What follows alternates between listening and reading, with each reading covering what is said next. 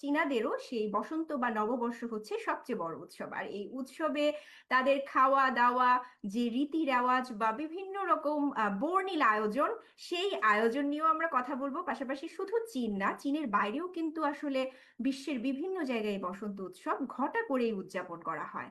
দর্শক, আমরা মূল আলোচনায় যাই। আহ গতকাল রাতে আসলে আমি যতটুকু জানি যে আপনাদের ঈদ ছিল, যেটি মূলত আমরা আসলে ঈদের আগের দিন চাঁদ রাত বলে থাকি সাধারণত।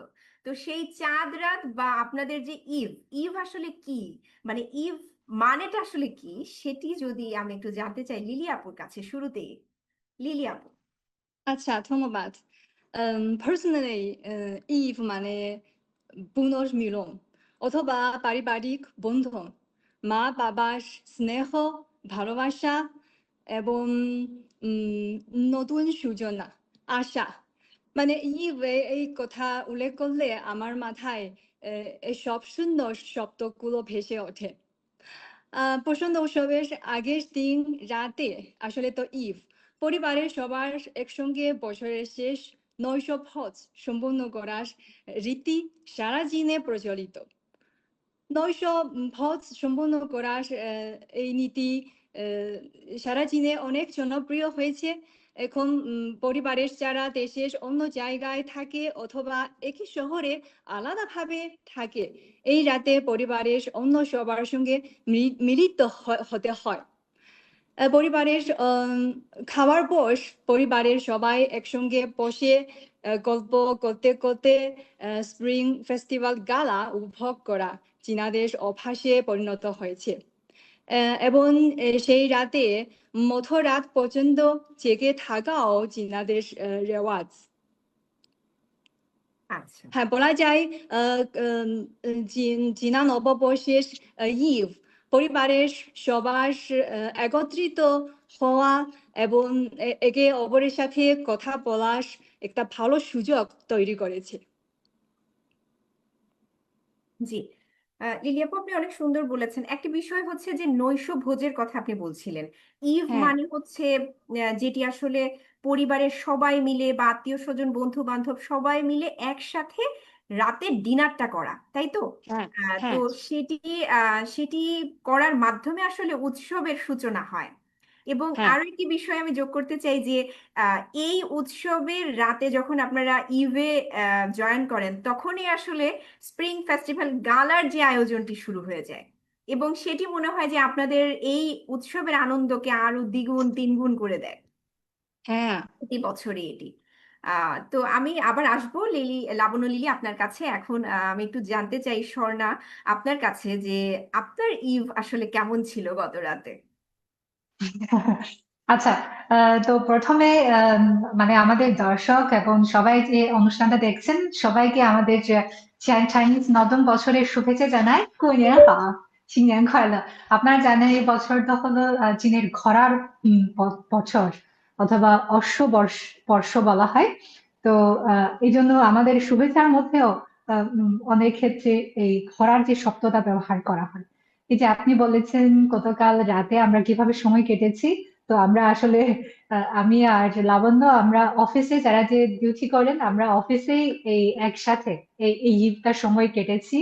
আর আমরা মানে কাজ করার সাথে সাথে বসন্ত উৎসবের যে কালার অনুষ্ঠানগুলো উপভোগ করেছি। আর মাঝে মাঝে একসাথে শেয়ার করি এই অনুষ্ঠান দেখে কেমন লাগলো এইসব। তো কাজের জন্য আসলে আমরা অফিসেই ছিলাম, মানে পরিবারের সাথে আসলে মানে সময় কাটতে পারিনি। তবে বাসায় ফিরে গিয়ে তাদের সাথে একটু সময় কাটছিলাম। আচ্ছা, আমি এই ইয়েতে একটু জানতে চাই যে ধরেন কাজের, যেমন আমরা গণমাধ্যম কর্মী, সংবাদ কর্মী, হুম, আমাদের আসলে হুম, উপায় নেই, এটা আসলে পৃথিবীর সব জায়গায় একই রকম যে ভাগ করে দায়িত্বগুলো নেওয়া। তো হ্যাঁ, আপনাদের ক্ষেত্রেও আসলে সেম, এবং আমরাও যখন উৎসবে থাকি তখনও কিন্তু একই, যে আমরা আমাদের সহকর্মীদের সাথে হয়তো ভাগ করে দায়িত্বগুলো পালন করে থাকি, কিন্তু এর ভেতরেও আসলে উৎসবের আমেজটা থাকে। কিন্তু আমরা চেষ্টা করি কাজের মধ্যেও সেই উৎসবের আনন্দটুকু ভাগাভাগি করে নেওয়ার। হুম। আপনাদের ক্ষেত্রেও আসলে নিশ্চয়ই তার ব্যত্যয় ঘটেনি। হ্যাঁ, হ্যাঁ, হ্যাঁ, নিশ্চয়ই হ্যাঁ, নিশ্চয়ই। ঠিকই বলছে। হ্যাঁ স্বর্ণা, আমি হুম। আপনার কাছে আবার আসবো, কিন্তু এখন লাবণ্য লিলি আপনার কাছে জানতে চাই, এই যে উৎসবের শুরু, আমাদের দেশের মানুষেরও কিন্তু একটা জানার আগ্রহ আছে যে আহ আপনাদের এই উৎসবের দিনটা আসলে কিভাবে শুরু হয়, কি ধরনের রিচুয়ালস থাকে, বা কি ধরনের নিয়মের মধ্য দিয়ে আসলে আপনারা এই দিনটাকে মানে শুরু করেন। হ্যাঁ, একটু আগে আমি বলেছি মানে ওই দিন মানে চীনা নববর্ষ প্রাকালে মধ্যরাত পর্যন্ত জেগে থাকাও চীনাদের রেওয়াজ বা প্রথা। তাই স্প্রিং ফেস্টিভ্যাল গালা উপভোগ করার কারণে সবার দেরিতে ঘুমিয়েছে। তাই সকালে ঘুম থেকে উঠতেও দেরি দেরি হয়েছে। তারপর হয়তো ঘুম থেকে ওঠার পর সাধারণত চীনারা নতুন জামা পোশাক পরে অতিথিদের স্বাগত জানায়, অথবা অন্যদের বাড়ি গিয়ে তাদের উৎসবের শুভেচ্ছা জানায়। অনেকে এখন মন্দির মেলায় বা টেম্পল ফেয়ার ঘুরতে যান। যেমন আমার স্বামী এবং ছেলে আজ সকালে নাস্তা না করে সোজা টেম্পল ফেয়ারে চলে গেছে। আমার আজকে ছুটি থাকতো, আমি অবশ্যই তাদের সঙ্গেও টেম্পল ফেয়ারে চলে চলে যেতাম। হ্যাঁ, ওখানে অজস্র খাবারের স্টল আছে। নুডলস, মিষ্টি এবং ফুচকা, অনেক খাবার আছে, সব পাওয়া যায়। খুব সরি অনেক ভিড়, এবং হুম। বসন্ত উৎসবের এই আনন্দ উপভোগ করতে পারেন ওই মন্দির মেলায়। জি। লিলি, আমি যদি আপনার কাছে আরেকটু জানতে চাই যে আপনারা হুম, বাইরে অনেক আয়োজন থাকে, মানে ওই যে টেম্পল ফেয়ারের কথা বলছিলেন, বা আরো অন্যান্য অনেক ধরনের আয়োজন থাকে, কিন্তু হুম, পাশাপাশি তো প্রত্যেকটা বাড়িতেও বেশ কিছু আয়োজন চলে, তাই না? আপনারা নিজেরাও তো অনেক ধরনের আয়োজন করে থাকেন এই হ্যাঁ। উৎসব থেকে। মানে সেটা কি ধরনের? আহ, আমার জন্য হয়তো উৎসব ঘিরে সবচেয়ে বড় আয়োজন হলো স্প্রিং ফেস্টিভ্যাল ইভেন্ট, ওই ডিনার। সরি, আমার গলা একটু সমস্যা। ওই ডিনার আমার নৈশ ভোজের টেবিলের প্রধান চরিত্র হলো মাছ। এই মাছ আমার জন্মস্থানের বাসিন্দারা খেতে খুব পছন্দ করি। তাই বলা যায় ওই মাছ ওই দিনের নৈশ ভোজের টেবিলে প্রধান চরিত্র। এর ভূমিকা অনেক গুরুত্বপূর্ণ। পার্সোনালি সেই মানে নববর্ষের আগের দিন রাতে আমার বাড়িতে কমপক্ষে 2টি মাছ রান্না করা হয়। একটা খেয়ে ফেলি এবং আরেকটা পরের দিন রাখি। এর অর্থ বিশেষ অর্থ আছে, কারণ চীনা ভাষায় ই মাছ এই অর্থ কি বলা অতিরিক্ত সম্পদ বা উদ্বৃত্তের উচ্চারণ একই। তাই এই অর্থ হলো মানে নতুন বছরে সারা সারা বছর উদ্বৃত্ত হওয়ার একটা প্রতীক। আচ্ছা, মানে হুম, বিষয়টা কি আসলে এরকম যে আহ মাছ একটি রেখে তারপরে একটি খাওয়া হয়, মানে হ্যাঁ, তার যে এটার মাধ্যমে একটা সমৃদ্ধি বা শুভকামনা, এই হ্যাঁ, ধরনের একটি এই অর্থ প্রত্যাশা। বহন করেন। হুম, হুম। আচ্ছা, আচ্ছা। তার মানে যাতে আপনাদের হ্যাঁ রীতি রেওয়াজ। সম্ভব পর্যাপ্ত থাকা, মানে ব্যবহার করলেও আরো বেশি মানে আহ বাকি রাখা যায়, এই হ্যাঁ, অর্থ। আচ্ছা, মানে প্রত্যেকটি এই যে রীতি রেওয়াজ, এই রীতি রেওয়াজ গুলোর মধ্যেও কিন্তু এক ধরনের মেসেজ আছে যে এইটা এটা কেন করা হয়, এবং এর পেছনে আসলে মানুষের কল্যাণ বা মানুষের আরো অনেক কিছু জীবন জীবিকার, আগামী বছরের জীবন জীবিকার একটা শুভ কামনার একটি বিষয় এখানে যুক্ত রেখে সেটা আপনারা বিশ্বাস করেন এবং ধারণ করেন, সেইভাবেই এটি পালন করে থাকেন। ঠিক আচ্ছা। বলেছেন। হ্যাঁ, হ্যাঁ, জি। ঠিক বলেছেন। আহ, এখানে এখানে আমি আরেকটা ছোট মানে তথ্য একটু যোগ করতে চাই। তো যেমন আপনি জিজ্ঞাসা করেছেন নববর্ষের প্রথম দিনে কি কি রেওয়াজ কি কি করতে হয়। হ্যাঁ, সেটা সবচেয়ে ইম্পর্টেন্ট। কিন্তু আসলে মানে নববর্ষের 7 দিন আগে আমাদের সব প্রিপারেশন শুরু হয়েছিল। তো এবং এটা নিয়ে ছোট বাচ্চাদেরও একটা বসন্ত উৎসবের ছড়া আছে। সেটা তাদেরকে শেখানো হয় যে 7 দিন আগে কোন দিনে কি কাজ করা হয়। সেটা মানে মানে তাদেরকে শেখানোর জন্য যে কি কি করতে হয়। যেমন মানে আমরা এই মাত্র ছোট বাচ্চাদেরকে আমার বাচ্চাদেরকে শিখিয়ে দেওয়া হয়েছে যে23、24、25、26、25、26炖牛肉、27、8炖馒头、31晚上熬一宿，初一、初二满街走। এটা তাদেরকে শেখানো হয়েছে যেমন আমাদের মানে 7 দিন আগে অর্থাৎ 23 তারিখে মানে বছরের পুরোনো বছরের শেষ মাসের শেষ 23 7 দিন। তারিখে হুম। হ্যাঁ হ্যাঁ হ্যাঁ। তো সেদিনও গুরুত্বপূর্ণ। সেটা ছোট বছর বলা হয়, হ্যাঁ, 小年। সেদিন আমরা কিছু মিষ্টি খাওয়ানো হয়।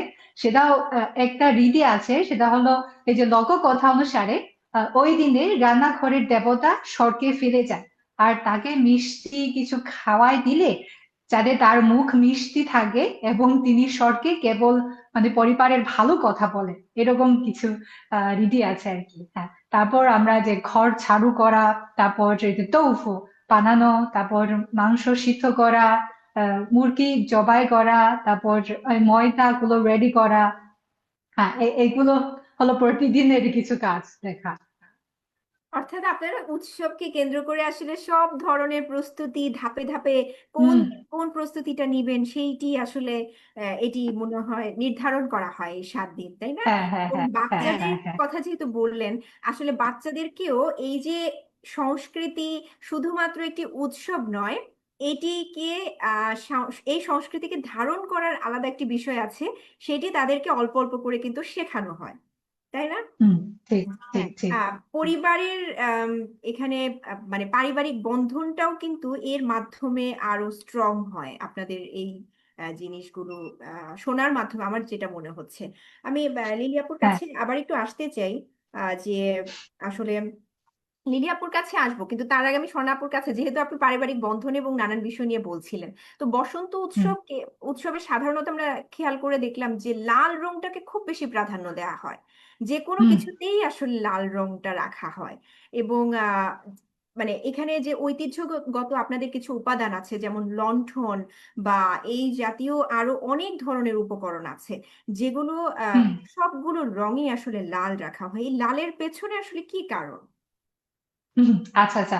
এই যে বসন্ত উৎসবের সময় লাল রং ব্যবহার করা, সেটার পেছনেও রয়েছে প্রাচীন কিংবদন্তি, শুভ প্রতীকবাদ এবং শুভ প্রতীকবাদ এবং সাংস্কৃতিক ঐতিহ্যের গভীর সংযোগ। যেমন আমরা কেন নতুন বছর এই উদযাপন করি। মানে নতুন বছর আমরা বলি যেমন বসন্ত উৎসব, আরেকটা শব্দ হলো গুনিয়েন। আর নিয়ান মানে কি, আগে প্রাচীন কালের যে একটা কিংবদন্তি অনুযায়ী প্রাচীনকালে নিয়ান নামক একটি ভয়ঙ্কর দানব ছিল। আর এটি প্রতি বছরের মানে চন্দ্র মাসের শেষ দিনে অর্থাৎ নববর্ষের আগের দিন গ্রামে এসে মানুষকে আক্রমণ করত। তো লোকেরা আবিষ্কার করলো যে নিয়ান দানবটি লাল রং, উজ্জ্বল আলো এবং বিকট শব্দ আহ দেখলে সে ভয় পায়। তাই লোকেরা তাদের দরজায় এই লাল কাগজ টানানো, লাল বটকা ফোটানো এবং লাল পোশাক পরা শুরু করলো। হ্যাঁ, তো এই প্রথা থেকেই লাল রং মন্দ আত্মা অথবা নেতিবাচক শক্তি দূর করার একটা প্রতীক হয়ে ওঠে। হ্যাঁ, তো এটা হলো প্রথম দিকে আমরা কেন লাল লাল রং বেশি ব্যবহার করি। আর এখন লাল রংটা তো হলো একটা সৌভাগ্য, সুখ ও সমৃদ্ধির একটা প্রতীক। হ্যাঁ, যেমন আপনি বলেছেন হোংবাও, আমরা যেটা লাল খাম, যেটা মানে বয়োজ্যেষ্ঠদের ছোটদেরকে মানে টাকা দেওয়া হয় তাদেরকে শুভেচ্ছা জানানোর জন্য, আর তাদেরকে মানে রক্ষা করার জন্য। সেই টাকাটা শুধু টাকা না, সেটা হলো একটা শুভেচ্ছা, আশীর্বাদ যাতে তারা নতুন বছরে ওই নেতিবাচক শক্তি থেকে দূরে থাকে এবং ভালো সুখ সময় কাটতে পারে। হুম। তো এটাই মূলত আমরা যে লাল রং ব্যবহার করার জন্য সোনা, কারণ। আমি আপনার এই কথাটার সাথে একটু যোগ করতে চাই। যেমন আপনি হোং পাওয়ের কথা বলছেন, যে লাল খামের যে হুম। আপনাদের রেওয়াজ বা রীতি, হ্যাঁ। এটি হ্যাঁ। এত সুন্দর করে আসলে লাল খামে করে এই উপহারটি দেওয়া হয়ে থাকে। যারা জ্যেষ্ঠ হুম। আহ, বাড়ি বা পরিবার বা অন্যান্য জায়গায়ও দেখা যায় যে প্রতিষ্ঠানের জ্যেষ্ঠ যারা সিনিয়র যারা থাকেন তারাও কিন্তু দিয়ে থাকেন। তো এই যে একটি হ্যাঁ। বন্ধন, এইটি আপনাদের এই রেওয়াজের মধ্যে আছে। এবং আমি একটু যদি যোগ করি যে বাংলাদেশেও কিন্তু আমরা যখন ঈদ, বা আপনি হয়তো বা এই বিষয়ে ভালো জানেন, যে বাংলাদেশেও কিন্তু ঈদে কিন্তু ঈদই দেওয়ার একটা বিষয় থাকে, যে সেখানেও হ্যাঁ। আমাদের হ্যাঁ। হ্যাঁ। বড় বা সিনিয়র যারা থাকেন, আমাদের হুম। পরিবারের বড় যারা থাকেন, হ্যাঁ। তারা হ্যাঁ। ছোটদেরকে সবাইকেই কিন্তু ঈদই দিয়ে থাকেন। এটাকে আমরা ঈদই বা সালামি বলে থাকি মূলত আসলে। সালামি যেটাকে, হ্যাঁ, প্রণাম সালাম দিলে। করার পরে, হ্যাঁ। হ্যাঁ, যেটাকে হুম। প্রণাম বা সালাম যেটাই বলেন, তো সেটি হুম। পরে হচ্ছে এই সালামিটা আসলে তারা আমাদেরকে দিয়ে থাকেন। এই জায়গায় কিন্তু হ্যাঁ। একটা বিশেষ বাংলাদেশ এবং চীনের এই রেওয়াজেরও কিন্তু একটা খুব মিলও আছে।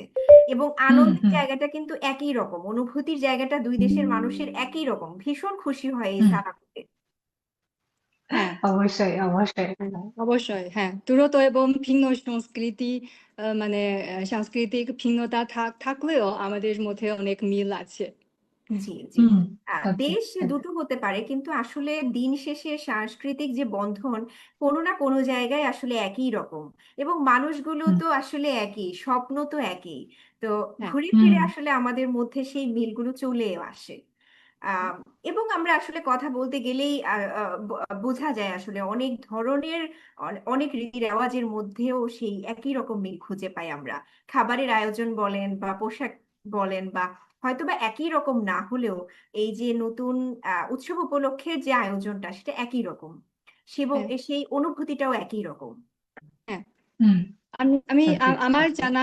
জানাশোনা অনুযায়ী, ওই একটু আগে আমি বলেছি, ওই নববর্ষের প্রাকালে আমার পরিবারে মানে মাছ খেতে হয়। এবং বাংলাদেশে ওই ধরনের রীতি আছে, মানে পয়লা বৈশাখে ইলিশ মাছও খেতে হয়, ইলিশ তাই না? মাছ খেতে হয়।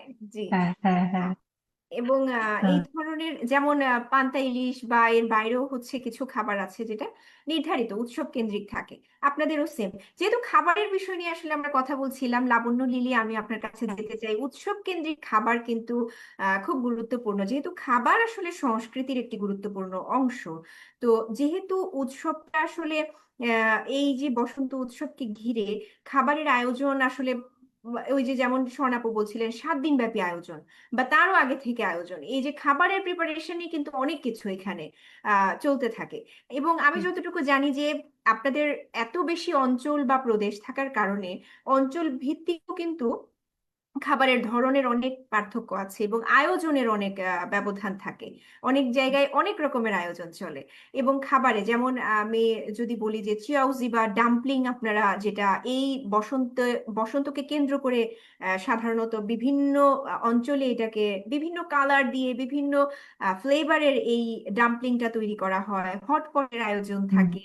তারপরে এই যে বিভিন্ন রকমের বান তৈরি করা হয় বিভিন্ন আকৃতিতে। আমি যদি আম, ভুল না করে থাকি, যেমন এই বছর হচ্ছে ঘোড়ার বর্ষ, অন্য বছর থাকে অন্য যেই খরগোশ বর্ষ থাকে, বা কুকুর বা অন্যান্য যে বর্ষগুলো থাকে, সেক্ষেত্রে ওই আকৃতিতে, ওই আকৃতি দিয়ে বান তৈরি করা হয়। এবং শুধুমাত্র সেটির বাইরেও মানে বিভিন্ন রকম স্যুপ বা আরো অন্যান্য মাছ মাংসের সমাহার তো থাকেই। তো এই যে খাবারের আয়োজন, এটি মাননীয় নিয়ে যদি রাষ্ট্রপতি একটু বলতেন মহোদয়, লিলি। মাননীয় প্রধান উপদেষ্টা, মাননীয় নব আহ দিদির থেকে। আচ্ছা, আমি তাহলে একটু প্রথমে একটু বলি। হ্যাঁ, মানে জিনা, ঐতিহ্যবাহী খাবারের সংস্কৃতি শুধু ক্ষুধা মেটানো নয়, এটি একটি।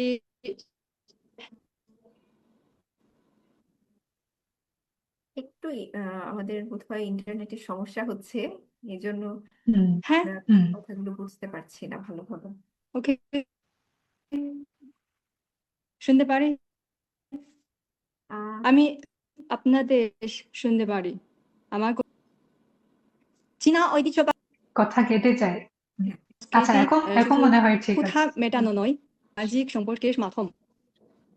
ঠিক আছে, হ্যাঁ হ্যাঁ, এখন বোধ হয় ঠিক আছে। জি ওকে।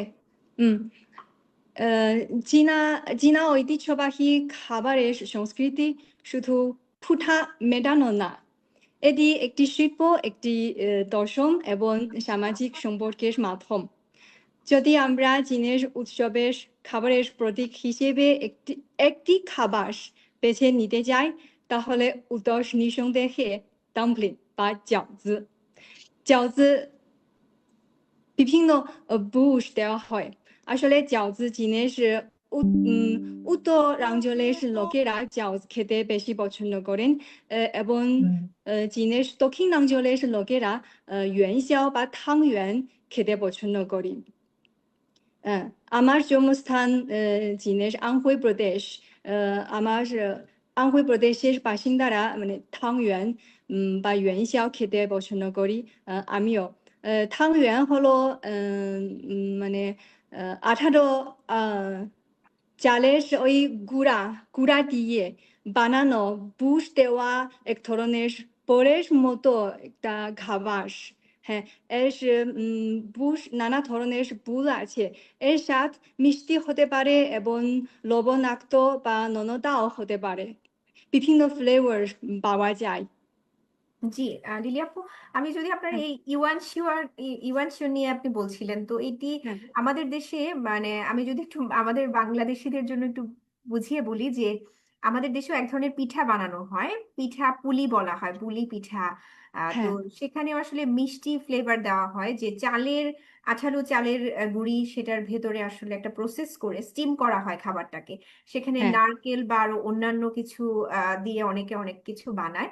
আবার হুম হুম, অনেকেই আবার ঝাল স্বাদেরও বানায়, যারা মিষ্টি খেতে পারে না তারা আবার ঝাল করেও বানায়। তো এইটার আবার বিভিন্ন মানে পুরের যে ধরনটাতে চেঞ্জ থাকে বা আকৃতিতে চেঞ্জ থাকে, কিন্তু আসলে খাবারটা একই ধাঁচে। যদিও ইউএনসিও গোল গোল করেও বানানো হয়, আমি যতটুকু জানি যে গোল বা বিভিন্ন শেপে এটা তৈরি করা হয়, তাই না? হ্যাঁ। এবং স্টিম করা হয়। জি জি, আপনি আপনি বলেন তারপর।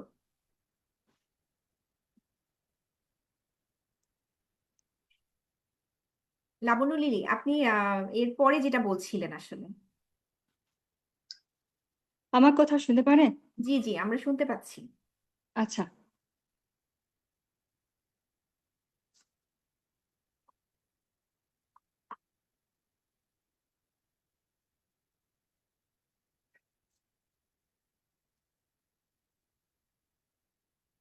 মানে খাবার নিয়ে আসলে আপনি বলছিলেন যে ইউএনসিও নিয়ে হুম, বলছিলেন আপনার এলাকা, ওই খাবারটাকে বেশি প্রাধান্য দেওয়া হয় অঞ্চলে। হ্যাঁ হ্যাঁ।元宵ছাড়া আমার বাসায় আর আসলে চীনে এখন মানে আহ, বড় একটা দেশ হলেও, তবে এখন পরিবহন এবং ইন্টারনেট অনেক আধুনিক হয়ে যাওয়ার সাথে সাথে মানে বিভিন্ন স্থানের বিভিন্ন লোকে মানে অন্য অন্য জায়গার খাবার বা পানীয় জল কিনতে পারেন। এটা সারা চীনে প্রচলিত। আচ্ছা আচ্ছা, হ্যাঁ মানে হুম। মোট কথা হচ্ছে খাবারের সংস্কৃতিটা আসলে অনেক বিশাল, হ্যাঁ এবং অঞ্চল ভেদে কিছু পরিবর্তন আছে। মানে দেখা যায় যে বিভিন্ন অঞ্চলের মানুষ বিভিন্নভাবে খাবার তৈরি করেন এবং সেটি উদযাপন করেন। আহ স্বর্ণা, আপনি কি খাবারের বিষয়ে আসলে কিছু যোগ করতে চান? ও, আহ, আচ্ছা, লাবণ্য যেমন দক্ষিণ চীনের যে, মানুষ, আমি হলো ওই যে উত্তর চীনের মানুষ। আমরা আসলে মানে ছোটবেলা থেকে নতুন বছরের সময় ডাম্পলিংস বানাই। আর এটা হলো আমাদের পরিবারের একটা মানে ট্রেডিশন। খুব মানে অনেকদিন, অনেক বছর ধরে আসে। তো আমরা আসলে মানে এই যে কিছুক্ষণ আগে বলেছিলাম যে আমরা আসলে শেষের দিন অর্থাৎ ইভের দিন থেকে আসলে ডাম্পলিংস বানাতে শুরু করি। কারণ আমাদের যে বিশ্বাস হলো এই যে নতুন বছরে যাতে একটু কম পরিশ্রম করতে হয়, একটু কম কাজ করতে হয়, সেজন্য আগে থেকে অনেক কিছু রেডি করা খাবার মানে রেডি অথবা আধা প্রস্তুত খাবার রেডি করে রাখি, যেমন কিছু মাছ ভাজা অথবা কিছু সবজি ভাজা বা মানে এরকম কিছু খাবার রেডি করে রাখি, আর যাদের সেগুলো পরবর্তী কয়েকদিনে মানে স্টিম করে খুব সহজভাবে রান্না করে খাওয়া যায়। এটা হলো আমাদের যে এই অঞ্চলের মানে হুয়েবে এবং শানদং অঞ্চলের যে একটা প্রথা। তো আমরা মানে মূলত ঈদের দিনে রাতে আমরা অধিকাংশ সময় হলো ডাম্পলিংস বানানো, হ্যাঁ। কারণ ডাম্পলিংস আপনি যেমন খাওয়ার সময় খুব অল্প সময়ে সেটা শেষ করতে পারেন, যেমন 3 মিনিটের মধ্যে শেষ করতে পারেন, কিন্তু বানাতে হয়তো 3 ঘন্টা সময় লাগে। ওই যে পুর বানানো, মাংস কাটানো, মানে ছোট ছোট কিসমিস কিসমিস মানে খুব ছোট করে সেগুলো কাটতে হবে, সবজিও কাটতে হবে, তারপর এই যে ময়দার বান তৈরি করতে হবে, আর তারপর ছোট ছোট রুটির শেপ বানাতে হবে, তারপর ভেতরে পুর দিয়ে সবকিছু বানানো, হ্যাঁ। তো আমি মনে করি যে সেটা আমাদের পরিবারে ঈদের সময় ডাম্পলিংস বানানোর একটা উৎপাদন লাইন হয়ে যায়। আচ্ছা মানে আচ্ছা। ছোট্ট বাজারা হলো এই যে মানে পুর তৈরি করা এর দায়িত্ব আহ, আচ্ছা আচ্ছা। করতো যদি সাধারণত।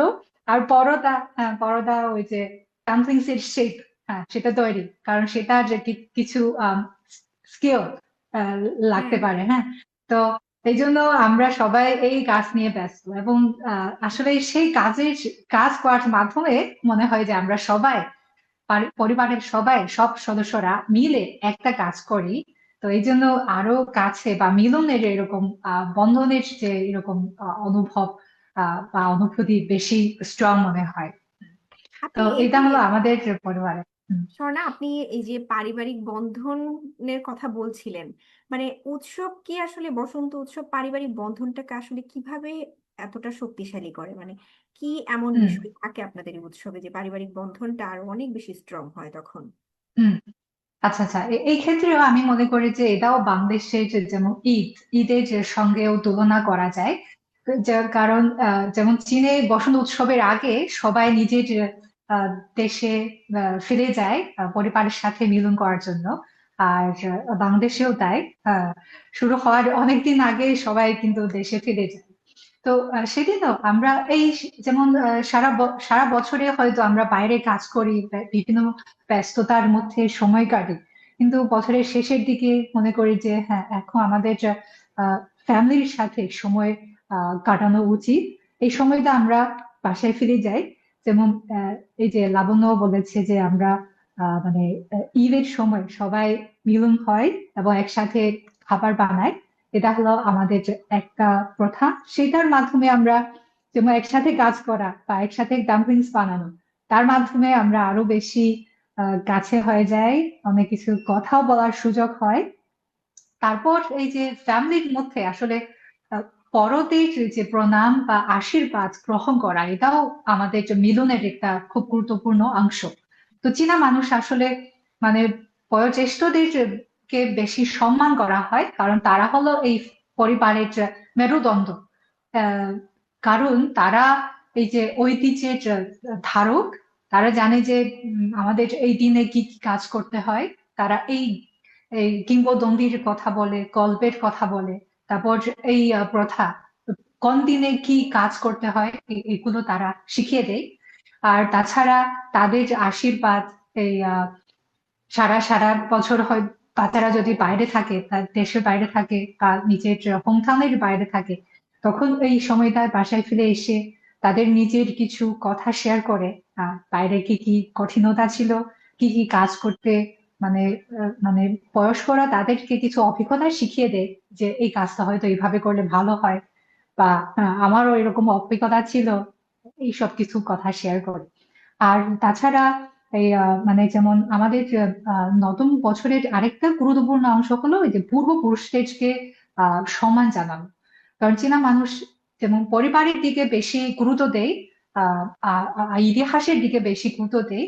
এই জন্য পূর্বপুরুষদের যে, মানে ভূমিকা আমরা বেশি মানে স্বীকৃতি বা গুরুত্ব দিয়ে থাকি। তো তাদের কথা স্মরণ করে হুম সেটাও মানে নতুন বছরের একটা গুরুত্বপূর্ণ বিষয় বা অংশ। তো আর বাসায় যে মানে বয়োজ্যেষ্ঠদের যে তারাও এই পরিবারের ইতিহাসের গল্প বলে, যে আমরা কোথা থেকে এসেছি, আমাদের যে আগের দিন কেমন ছিল।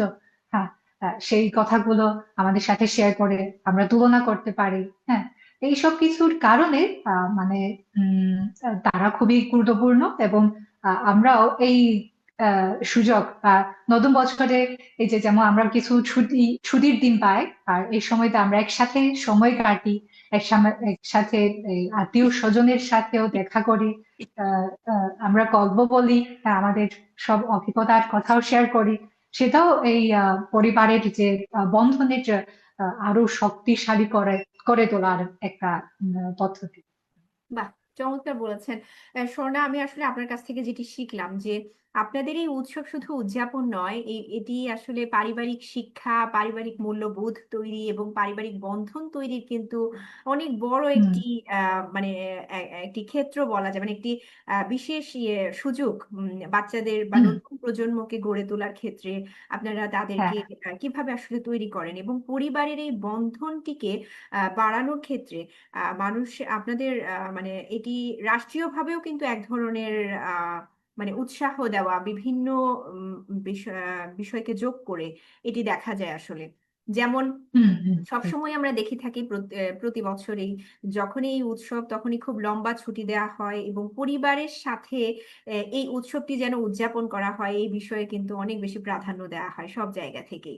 তো পরিবারের সাথে আসলে এই যে একসাথে হওয়ার সুযোগটি করে দেওয়া, এটিও কিন্তু যে হ্যাঁ, রাষ্ট্র চায় যে এই উৎসবটির মাধ্যমে আপনাদের পারিবারিক বন্ধন যেমন শক্ত হবে, পাশাপাশি এই সংস্কৃতিটা আসলে নতুন প্রজন্মের কাছেও খুব ভালোভাবে পৌঁছে যাক, এই বিষয়টিও হুম। থাকে।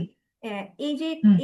ঠিক। বয়োজ্যেষ্ঠরা বিভিন্ন রকম শিক্ষণীয় বা এই যে পুরনো উত্তরাধিকার নিয়ে নতুন প্রজন্মকে শেখাচ্ছেন এবং তাদের কাছ থেকে অনেক কিছু নতুন নতুন নিয়ম কানুন সম্পর্কেও তারা জানতে পারছে, এর মাধ্যমে আসলে তাদের সেই তৈরি হওয়াটা সেইভাবে একজন সুনাগরিক হিসেবে তারা তৈরি হচ্ছেন। এরকম হুম। একটি বিষয় কিন্তু থাকে। আমি হ্যাঁ। আসলে আমরা দেখতে দেখতে অনুষ্ঠানেরও শেষ পর্যায়ে প্রায় চলে এসেছি। আমি আরেকবার আসবো স্বর্ণা আপনার কাছে, কিন্তু লিলি, আপনি একদম শেষ প্রশ্ন আপনার কাছে যে স্প্রিং ফেস্টিভ্যালের মজার কোনো স্মৃতি থাকলে যদি আমাদের সাথে সেটি শেয়ার করেন। আচ্ছা, আমার স্মৃতিতে স্প্রিং ফেস্টিভ্যাল গালা একটা আম, অবিস্মরণীয় স্মৃতি। হ্যাঁ, আমার জন্ম 1982 সালে এবং স্প্রিং ফেস্টিভ্যাল গালা প্রথম প্রদর্শিত হয় 1983 সালে। সেই বছর থেকে ওই স্প্রিং ফেস্টিভ্যাল গালা প্রতি বছর একবার আহ, সম্প্রচারিত হয়। আসলে আমার বাবা মা এই চীনা নববর্ষ গালার খুব বড় ভক্ত, কারণ তাদের পছন্দের উপস্থাপকরা টানা বহু বছর ধরে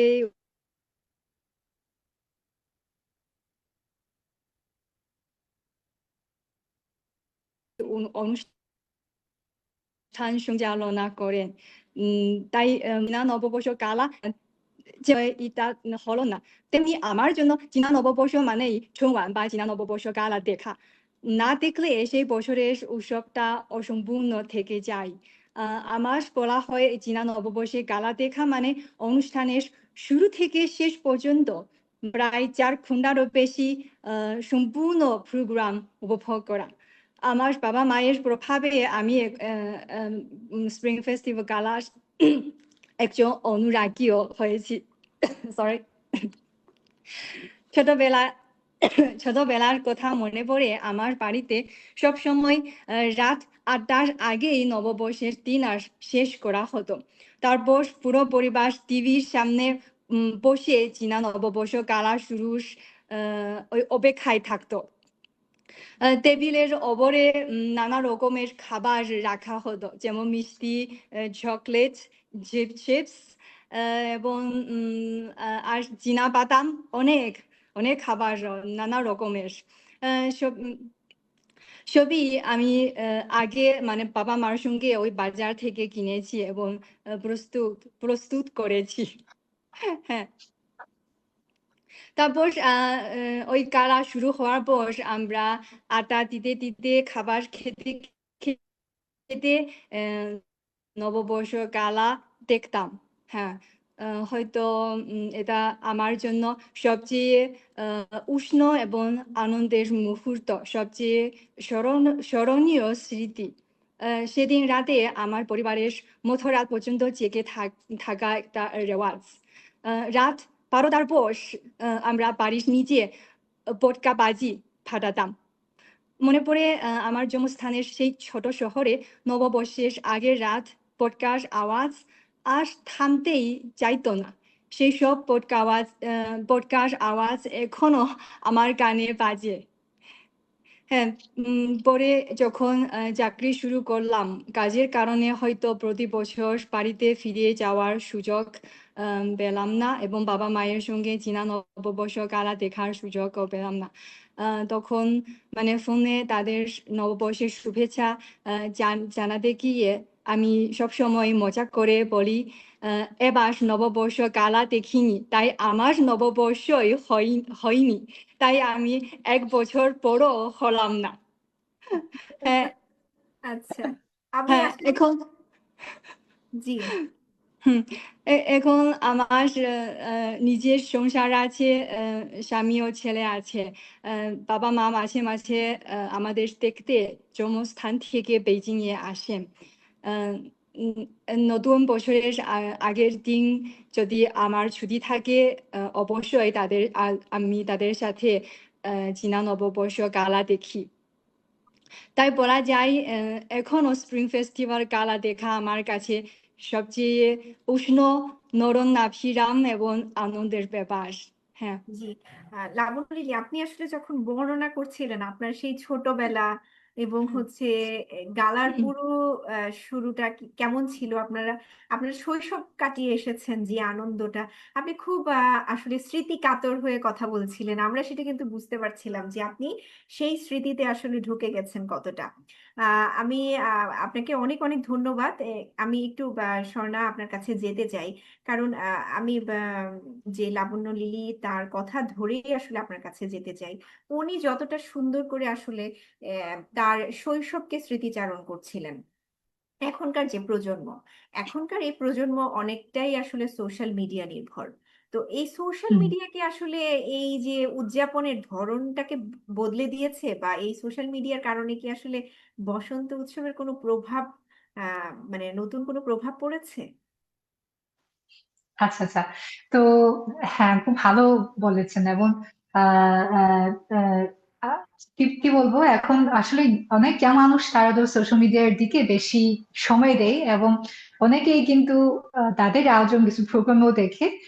কিন্তু এবার যেমন আমি দেখেছি, খেয়াল করেছি, এই বসন্ত উৎসব কালা কিন্তু সব মানে সোশ্যাল মিডিয়ার মধ্যে, মানে সেদিন রাতে কিন্তু সব সোশ্যাল মিডিয়ার মধ্যেও মানে সরাসরি সম্প্রচারের লিঙ্ক দেওয়া হয়, এবং সেখানেও তারা বলা হয় যে আমরা আছি আপনাদের সাথে একসাথে বসন্ত উৎসব কালা দেখার জন্য। তো আহ অনেকে এখন আবহাওয়া ফিরে আসে, এবং আমি খেয়াল করেছি এবারের বসন্ত উৎসব কালা অনুষ্ঠানে যেমন আহ সব বয়সের মানুষের যে পছন্দের যে কিছু প্রোগ্রাম থাকে। হুম। বয়স্কদেরও কিছু আছে, যেমন বিভিন্ন অঞ্চলের যে অপেরা পারফরমেন্স, তারপর তাদের পছন্দের যে গায়ক গায়িকা এর গাওয়ার গান, তারপর এই ছোট ইয়াং মানুষের মধ্যে জনপ্রিয় তারকা বা তাদের পারফরমেন্সও সেখানে অন্তর্ভুক্ত আছে। তো এবার আমার মনে হয় যে বসন্ত উৎসব গালা যারা যে ডিজাইন করে বা পরিচালনা করে, তারাও এদিকে অনেক বেশি মনোযোগ দিয়ে দেয়, যাতে সবাই এখান থেকে তাদের কিছু স্মৃতি বা তাদের কিছু পছন্দের কিছু বিষয় খুঁজে পেতে পারে। হ্যাঁ, এবং জি এই ক্ষেত্রে আমি মনে করি যে তারা খুব ভালো কাজ করছে। জি শোনা, আমি আহ আপনি যেটি বলছিলেন আসলে প্রজন্মগুলোকে আসলে একসাথে করার জন্য তারা কিন্তু বিভিন্ন ভাবে সাজিয়ে সাজিয়ে থাকেন এই গালা অনুষ্ঠানকে, এবং সব হুম। ধরনের প্রজন্মই যেন নিজেকে আসলে রিলেট করতে পারে। যেমনটি আছেন যেমনটি আসলে প্রযুক্তি নির্ভর করে তোলা বা চোখ ধাঁধানো আয়োজন, সাংস্কৃতিক বিভিন্ন রকম রঙিন আয়োজন, দেশি বিদেশি শিল্পীদের অংশগ্রহণ, এরকম নানা ধরনের আকর্ষণ আসলে প্রতি বছরই রাখা হয়, যা কিনা প্রজন্মের যে বয়সের যে একটি চেঞ্জ হলেও এইটি আসলে তাদেরকে আকর্ষণ করেই থাকে। এরকম কিছু চমক আসলে রাখার চেষ্টা করা হয় গালার আয়োজন থেকেও। তো হুম হুম। সেক্ষেত্রে আসলে সোশ্যাল মিডিয়ায় বরং আরো বেশি তাদের সম্পৃক্ততা বাড়ে।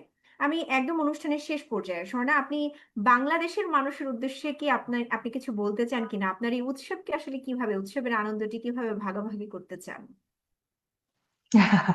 আচ্ছা, তো আহ আমার একটা কথা আপনাদের সাথে শেয়ার করতে চাই, এই যে যেমন আমার স্বামী, মানে ওই আমরা একসাথে ওই বসন্ত উৎসব কালা আজকে সকালে একসাথে বসন্ত উৎসব কালা দেখার সময় তখন আমরা কিছু অ্যারোব্যাটিক্স দেখেছিলাম। হ্যাঁ, তো তখন সে আমাকে বলল যে সেই ছোটবেলা থেকে কিন্তু মানে আহ আহ, আহ, মানে এই অ্যাক্রোব্যাটিক্স গুলো দেখে বড় হয়েছে, চীনের অ্যাক্রোব্যাটিক্স দেখে বড় হয়েছে। তো এই জন্য আমি বলতে চাই যে আসলে মানে এই সংস্কৃতি বা এই উৎসবের যে এই আমেজ, আমরা হয়তো এই যে স্থানীয়ভাবে পালিত হয়, কিন্তু মানে উৎসবের যে মানে অনুভূতি বা আহ, আমরা যেটা বলি যে মিলনের যে বা পরিবারের যে বন্ধনের যে অনুভূতি, সেটা কিন্তু সব দেশে তার মিল আছে। হ্যাঁ, তো আহ এইখানে মানে বলতে চাই যে আমরা আসলে একসাথে এই আবেগ বা এই অনুভূতি শেয়ার করতে পারি, এবং সবাই হয়তো কোনো কোনো না ভাবে আমরা সংযুক্ত সংযুক্ত হতে পারি। আর এই পৃথিবী আমাদেরকে আরো কাছে টানতে পারে। আর আশা করি আমরা একসাথে থাকতে পারি, একসাথে অনেক কিছু শেয়ার করি। জি। লাবণ্য লিলি, আপনি কি কিছু বলতে চান আমাদের বাংলাদেশের দর্শকদের উদ্দেশ্যে? হ্যাঁ, অনুষ্ঠানের শেষ পর্যায়ে চলে এসেছি আমরা প্রায়। চীনা সব সব সব দর্শককে আবারও চীনা মানে ঐসব বর্ষের শুভেচ্ছা। আসলে চীনা সংস্কৃতিতে ঘোরা হলো শক্তি, মানে দৃঢ়তা এবং অধ্যবসায়ের প্রতীক, যা স্থিতিশীল অগ্রগতি ও সমৃদ্ধ ভবিষ্যতের ইঙ্গিত দেয়। এখানে আমি সব শ্রোতাদের বলতে চাই, নতুন বছর জীবনে ছুটে চলার আনন্দ নিয়ে আসুক, এবং নতুন বছরে জীবনে সবার জীবনে ঘোরার মতো গতি ও শক্তি নিয়ে আসুক। এটা আমার শুভকামনা। ধন্যবাদ। অনেক অনেক ধন্যবাদ লাবণ্য লিলি এবং ইয়াং ওয়েভিং স্বর্ণা। আপনাদের আজকে উৎসব চলছে এবং আমি জানি যে উৎসব আরো চলমান থাকবে বেশ কয়েকদিন। সেই উৎসবের ভেতরে আসলে আপনারা আমাদেরকে সময় দিয়েছেন এবং আপনারা আপনাদের অনুভূতিগুলো শেয়ার করেছেন আমাদের সাথে, আমাদের দেশের দর্শক ও শ্রোতাদের সাথে। আপনাদের উৎসব অনেক সুন্দর করে কাটুক এবং আরো আনন্দময় করে কাটুক, এবং আপনাদের নতুন বছরের জন্য অনেক অনেক শুভকামনা। অনেক ভালো থাকবেন দুইজনেই। ধন্যবাদ। অনেক ধন্যবাদ। অনেক ধন্যবাদ। প্রিয় দর্শক এবং শ্রোতা, আমরা সিএমজি বাংলা এবং রেডিও টুডের হ্যালো চায়নার যে লাইভ অনুষ্ঠানটি করছিলাম আপনারা দেখছিলেন। আপনারা যারা আমাদেরকে শুনছিলেন এবং দেখছিলেন, আপনাদের সবাইকে অসংখ্য অসংখ্য ধন্যবাদ। আপনারা ভালো থাকবেন, সুস্থ থাকবেন, সিএমজি বাংলা এবং রেডিও টুডের সাথেই থাকবেন। আবারও কথা হবে নতুন কোনো আয়োজন নিয়ে, নতুন কোনো বিষয় নিয়ে, নতুন কোনো অতিথিদের সাথে। সে পর্যন্ত সবাই সবার জন্য অনেক অনেক শুভকামনা। আবারও চীনা বসন্ত উৎসবের শুভেচ্ছা। আল্লাহ হাফেজ।